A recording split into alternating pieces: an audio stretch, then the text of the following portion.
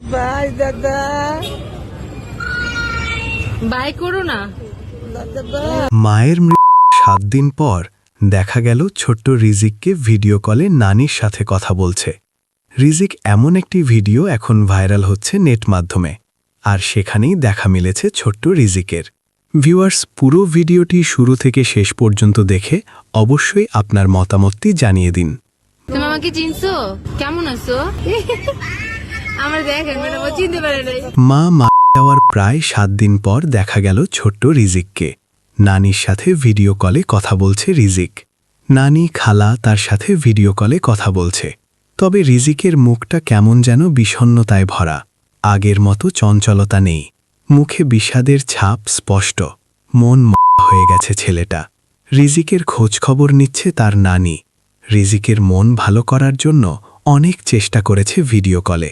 রিজিক নানির সাথে হেসে কথা বলে, তবে কেমন যেন তার মনটা মরা।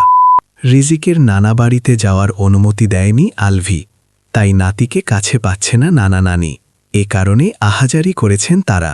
নানা নানির সাথে রিজিককে দেখা করতে নিষেধ করেছেন আলভি। এতটুকু একটা বাচ্চাকে এ কেমন চাপে রেখেছে আলভি।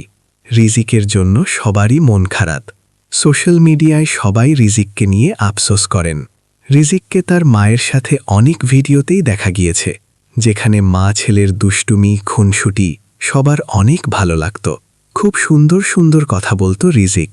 হঠাৎ মায়ের মৃত্যুতে সব যেন এলোমেলো হয়ে গেছে।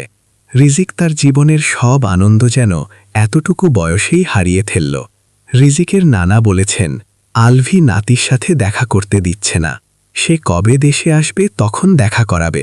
এটা কেমন তিনি বলেন, ও আমার মেয়েকে ফেলেছে, এখন আবার আমার নাতিটাকেও চাপের মধ্যে রেখেছে। আমরা ওর নানা নানি, আমরা কেন নাতির সাথে দেখা করতে পারব না? রিজিককে দেখার জন্য আইনের আশ্রয় নিয়েছেন তার নানা নানি। ভিউয়ার্স, এতদিন পর রিজিককে দেখে আপনাদের কাছে কেমন লেগেছে জানিয়ে অবশ্যই কমেন্টস করে দিন, আর ভিডিওটি শেয়ার করার অনুরোধ রইল।